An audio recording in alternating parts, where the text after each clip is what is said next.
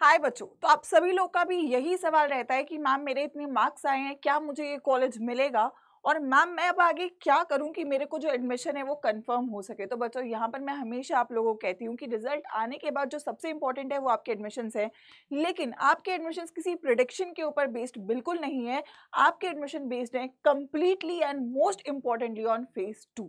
तो फेज 2 आपका बहुत जल्दी दिल्ली यूनिवर्सिटी का स्टार्ट होने वाला है, लेकिन उससे पहले कुछ बहुत अहम बातें हैं जिनका आपको ध्यान रखना है, क्योंकि अगर आप इन चीज़ों का ध्यान नहीं रखते हो, ये गलतियां अगर आप कर देते हो, तो कहीं ना कहीं जो एडमिशन आप ले सकते हो, जो आपको मिल सकता है, आप उससे थोड़ा दूर हो सकते हो।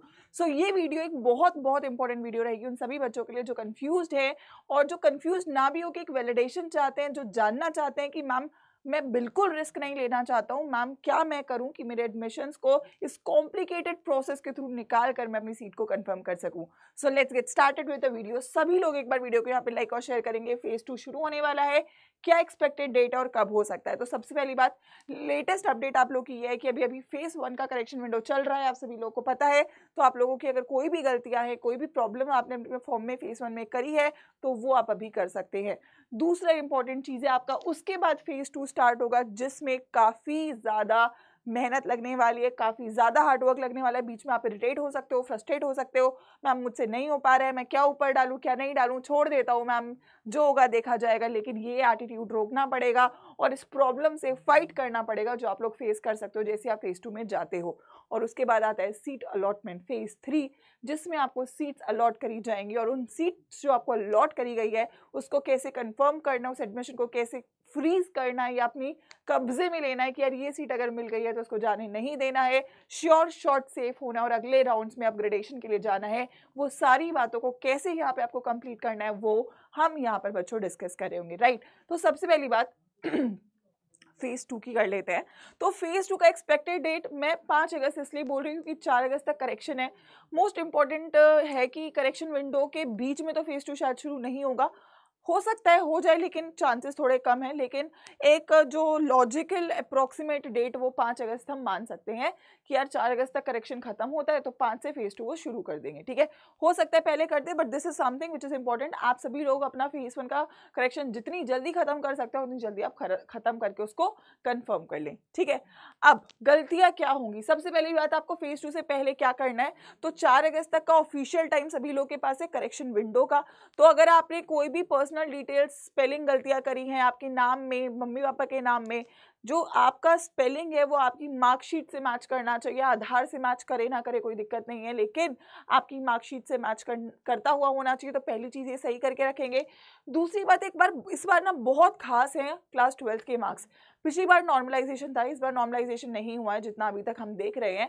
तो बहुत सारे टाई ब्रेकर्स होंगे, बहुत सारे बच्चे जिनके मार्क्स ना 200 194 194 200 200 200 है, या 110 110 110 है, 110 120 130 है। तो ऐसे बहुत कैटेगरी बनेगा जहाँ पे टाई हो रहा होगा, ठीक है। और जिस भी कैटेगरी में टाई होगा वहां पर आपको क्लास 12 के marks as a tie breaker होंगे। तो अगर आप लोगों ने क्लास 12 के मार्क्स सही नहीं डाले हैं तो प्लीज उसको डबल ट्रिपल चेक करके आप कर दीजिए कंफर्म, क्योंकि दिल्ली यूनिवर्सिटी ने खुद बोला है कि क्लास 12 के मार्क्स को स्पेसिफिकली चेक करके डालना, क्योंकि इस बार इनका रोल अच्छा खासा होने वाला है। दूसरी बात, बहुत बच्चे बोल रहे थे कि उन्होंने ईसीए कोटा मैम अप्लाई नहीं करा है। तो अगर कोई बच्चा है जो किसी एक्स्ट्रा करिकुलर एक्टिविटी में उनका कोई सर्टिफिकेट है स्टेट लेवल का, नेशनल लेवल का, तो वहाँ पे जाके आप इसको ऐड कर सकते हो, इस कोटा के लिए आप अप्लाई कर सकते हो। और चौथी बात, जो आपकी कैटेगरी के सर्टिफिकेट्स है, फॉर एग्जाम्पल किसी के रेडी नहीं हुए थे तो वो यहाँ पे इसको रेडी करके आप अपलोड कर सकता है।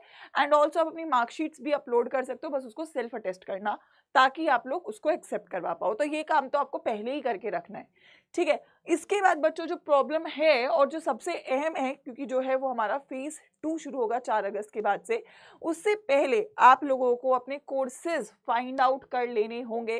क्योंकि जब आपको करेक्शन विंडो के बाद फेज 2 खुलेगा ना तो आप लोग कंफ्यूज होने वाले हो, क्योंकि वहाँ पे अप्रोक्सीमेटली बच्चों, मैं अगर रफली भी बोलूँ ना तो यहाँ वहाँ पे आपके पास 1400 ऑप्शंस होंगे, या मैं बोलूँगी कॉम्बिनेशंस होंगे, जिसमें से आपको सिलेक्ट भी करना है, आपको उसमें से ऐड भी करना है, आपको उसको सॉर्ट भी करना है और फिर उसको चेक भी करना है, ठीक है। अब सब बच्चे 1400 चलो नहीं डालेंगे, ठीक है, लेकिन अगर मैं रफली बोलूँ कि अगर एक साइंस का बच्चा है तो मुझे लगता है वो साइंस के कोर्सेज तो डालेगा ही, कॉमर्स के भी डाल सकता है, नहीं डाले कोई नहीं, ह्यूमैनिटीज़ के भी डाल सकता है, बीबीए भी डाल सकता है, ठीक है, बीकॉम भी डाल सकता है, सब डाल सकता है। तो एक बच्चा मतलब रफली मिनिमम टू मिनिमम 300 ऑप्शंस तो डालेगा ही। अब ऐसा नहीं कि अब आपने एक कोर्स चुना उसमें 60-70 कॉलेज हैं, वही डाल दोगे तो एक कोर्स का ही 60 ऑप्शन हो गए, 70 ऑप्शन हो गए। तो वहाँ पे आपको बेयर मिनिमम मेरे को लगता है 200-300 हर बच्चे के पास होना ही चाहिए इतना ऑप्शन। लेकिन हाँ, एक और बड़ा नंबर अगर मैं बोलूँ तो 1000 तक भी ये नंबर जा सकता है, हाइयर नंबर पे। अब मैम 1000 मेरे को पहले ये फाइनल करके रखना पड़ेगा कि मैं कौन कौन से कोर्सेज करना चाहती हूँ। उसके बाद क्योंकि आप जो प्रेफरेंस लिस्ट बनाओगे भी वो कोर्स के अकॉर्डिंग बनता है। पहले आप कोर्स चुनते हो, फिर आप कॉलेज चुनते हो, कोर्स चुनते हो, कॉलेज चुनते हो, फिर कॉलेज को डिसाइड करते हो ये अच्छा है, ये खराब है, ये नहीं चाहिए, इस तरीके से। उसके बाद आप कॉलेज फाइनलाइज करते हो। तो ये होमवर्क भी आप पहले से ही अभी करके रखना शुरू करने वाले हो, ठीक है। अभी हाँ, माना मैंने कि आप अपनी उसमें ऐड नहीं कर सकते हो, लेकिन एक डेमो लिस्ट तो बना के रखो अपनी। डेमो का मतलब ये होता है कि आपके पास एक आउटलाइन तो होना चाहिए कि आपको वहां पे जाके करना क्या है, right. So that is one thing very very important. तो अगला काम जो सबसे अहम है वो है हमारा प्रेफरेंसेस, राइट। नेक्स्ट चीज जो हमारी सबसे इंपॉर्टेंट है वो है फेज 2 में जो आप गलतियां करोगे, क्या गलत कॉलेज को टॉप पे रख सकते हो। गलत कॉलेज का मतलब ये है कि आपने फॉर एग्जांपल बोला मैम मेरा नंबर तो 200 आ रहा है, मुझे तो फॉर एग्जांपल क्या कहते हैं रामानुजन कॉलेज मिलेगा, मैं तो इसको ऊपर रख देता हूँ। नहीं, आप जो प्रेफरेंस लिस्ट है ना, अगर एक बच्चा सेम कोर्स टारगेट कर रहा है, ठीक है, सेम कोर्स, और फॉर एग्जांपल मैं बोलूँ बीएससी टारगेट कर रहा है, चलो ठीक है, तो एक बच्चे के मार्क्स आ रहे हैं 400 प्लस, एक बच्चे के मार्क्स आ रहे हैं 200 प्लस, तो क्या मैम इसका प्रेफरेंस लिस्ट अलग होगा? नहीं, उसका भी प्रेफरेंस लिस्ट यही होगा जो 400 प्लस वाले का है। हो सकता है उसको ना मिले वो college, but preference list same होगा। टॉप कॉलेज हमेशा ऊपर ही होगा, लेस कॉलेज जो है, लेस प्रायोरिटी का कॉलेज है, वो हमेशा आपका बच्चों लास्ट में ही होगा, क्योंकि ये मिलेगा तो आप अपग्रेड कर सकते हो। समझ रहे हो मेरी बात? आपने कोई भी गुड कॉलेज को अपनी लिस्ट में से मिस आउट नहीं करना है। छोटी छोटी चीजें हैं जो आप गलत कर रहे होगे।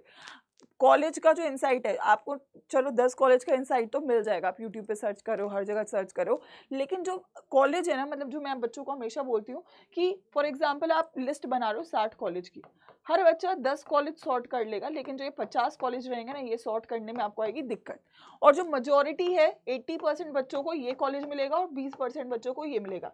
ये 20% तो ऑलरेडी सेफ है, चलो, लेकिन जो प्रॉब्लम है वो आपके साथ है बेटा। अगर आपने यहाँ पे, आप जो 80% में हो, आपको इन कॉलेजेस का आइडिया नहीं है, क्योंकि आप ऑनलाइन जो भी इंफॉर्मेशन पढ़ते हो उससे रियल पिक्चर नहीं मिलती। आपको रियल पिक्चर वही बता सकता है बच्चों जो वहाँ पे रहा है, उस कॉलेज का आइडिया है, उस एरिया का आइडिया है, राइट। इसीलिए मैं आपको बोलती हूँ कि अगर मैं 7 साल 6 साल में वहाँ पे रही हूँ तो मैं आपको बेटर ये बात बता सकती हूँ कि बेटा ये कॉलेज ना दिखने में आपको अच्छा लग रहा है, आप सोच रहे हो कि गूगल पे रिव्यूज पढ़ के आपको समझ में आ रहा है, लेकिन रियलिटी ये है, ये एनवायरनमेंट है, ये वहाँ पे इंफ्रा है, ये वहाँ पे जो आपकी अपॉर्चुनिटीज है। तो आपको समझना पड़ेगा कि ये बारीकियां गलती नहीं कर सकते हो, 4 साल रहना पड़ेगा उस कॉलेज में, एंड लास्ट में यूल रिग्रेट कि यार मैम मैं तो गलती से भर दिया था, मेरे को थोड़े ना पता था मुझे मिल जाएगा, और अब मिल गया तो मैम मैं क्या करूं।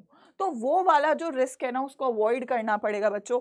इनकरेक्ट प्रेफरेंस आप प्लीज किसी हालत में मतलब रिस्क मत लेना, ठीक है। खुद से कर रहे हो तो बहुत श्योर होके करोगे।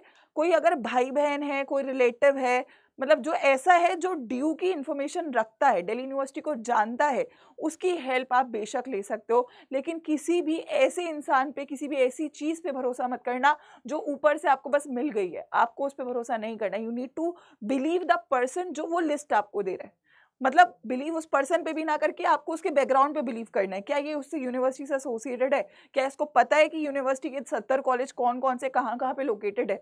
ये बात बहुत इंपॉर्टेंट है, क्योंकि आप अगर फॉर एग्जांपल वेस्ट बंगाल में रहते हो, आप दिल्ली आओगे, एक नई जगह है और आपको पता ही नहीं वो कॉलेज है कैसा, आप केवल उस भरोसे पे आ रहे हो यार ये कॉलेज का गूगल रिव्यू अच्छा है। तो आपको ये बहुत ग्राउंड रियलिटी को समझना है, और उसके ऊपर ही फेज 2 की ये आपको लिस्ट बनानी है।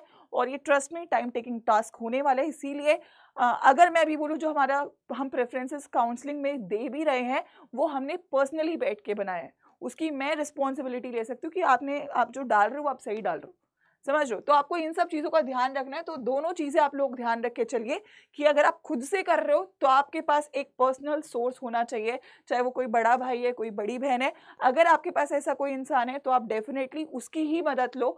और अगर आपको पर्सनल गाइडेंस चाहिए, ये वाले प्रेफ़रेंस लिस्ट चाहिए जो यहाँ पे प्रिपेयर करा गया है, तो आप लोग सारथी का हिस्सा बच्चों बन सकते हो। मतलब अगर आपने अभी तक कोई बैच कभी जॉइन नहीं किया था तो आई थिंक ये एक ऐसी चीज़ है जो आपके पूरी साल की मेहनत को वेस्ट होने से बचा सकता है, क्योंकि आपको सही गाइडेंस, सही इन्फॉर्मेशन, सही तरीका मिल रहा होगा फेज़ 2 में पार्टिसिपेट करने का, प्रेफ़रेंसेस बनाने का। प्रेफ़रेंस लिस्ट के लिए नहीं मैं बोलूँगी, आपकी प्रेफ़रेंसेस कैसे बनानी है, आपके डाउट्स आ रहे होंगे उनको कैसे सॉल्व करना है, और जो इनसाइट है, इन्फॉर्मेशन जो अंदर की इन्फॉर्मेशन होती है, वो जानने के लिए, अपने डाउट्स को सॉल्व करवाने के लिए आप इसका हिस्सा बन सकते हैं। So that is something which I wanted to tell to all of you.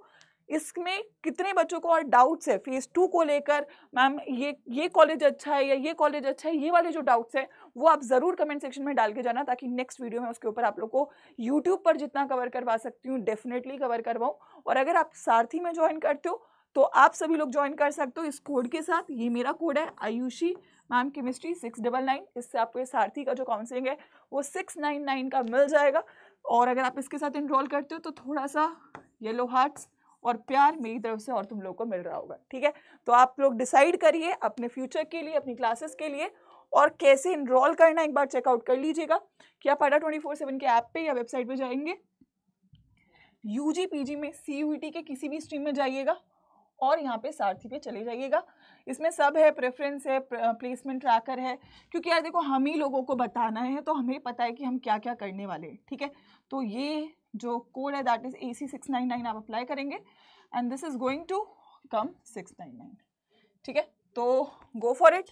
Phase 2 बहुत जल्दी शुरू होने वाले, ज़रूरत है उससे पहले ही आप अपनी प्रेफरेंस एक बार बना के रखो, ताकि जैसे ही वो आता है तब बस आपको ऐड करना हो उसमें और वहाँ से फिर उसको कंफर्म करना है, रीचेक करना है, वो सब काम करना है। लेकिन एटलीस्ट एक PDF आपके पास तैयार अभी से होनी चाहिए। अभी 2-3 दिन है, काफ़ी टाइम है प्रेफरेंसेस को स्टोर करके उस पर वर्क ऑन करने का, ठीक है? तो let me know in the comment section if you have any other doubts. Otherwise take a decision and go for your admissions. Make sure करो वो करो जिससे कोई गलती ना हो और जो आपके मार्क्स हैं उस पर आपको बेस्ट कॉलेज मिल रहा हो। All the best.